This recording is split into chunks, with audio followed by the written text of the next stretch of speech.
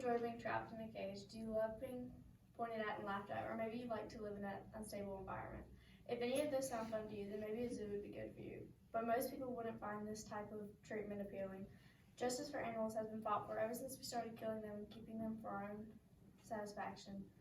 Most of the side of the people against zoos argue that animals are like us and have feelings and suffer in places like the zoo. Animal cruelty is real. Not only in the food industry is it that animals are being abused, but in places like the zoo and even circuses. Although zoos can be fun and entertaining to attend, they are vital in reasons on how animals can be mistreated. There have been many cases of reports at several zoos around the world where animals are abused and used only for human entertainment. We often don't think about how the animals are feeling or how the animals are treated after doors are closed and lights are out. We are unaware of what goes on behind closed doors, and zoos can be a prime example. As pointed out in the article written by an organization most of us have heard of called PETA. PETA points out that in 2003, a statement presented by the Wall Street Journal that nearly half of the country's zoos are facing cutbacks this year.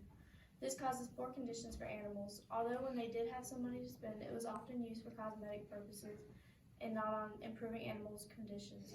Due to this issue, animals are often,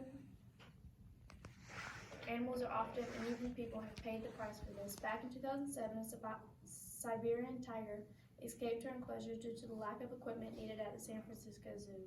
Due to the tiger's instinct to hunt and kill, the tiger killed one and injured 2 people, later causing the tiger to be shot and killed. This wasn't the first time this Siberian tiger had mauled a person.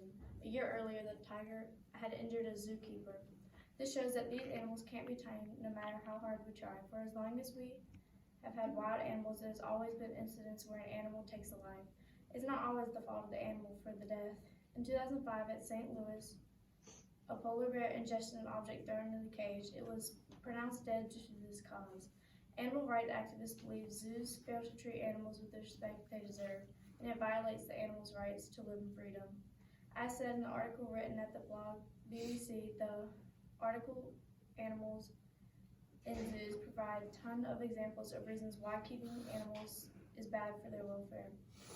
When reading this, one example stuck out more than others: the statement that animals are deprived of its natural social structure and companionship. In the wild, most animals hunt and live in packs.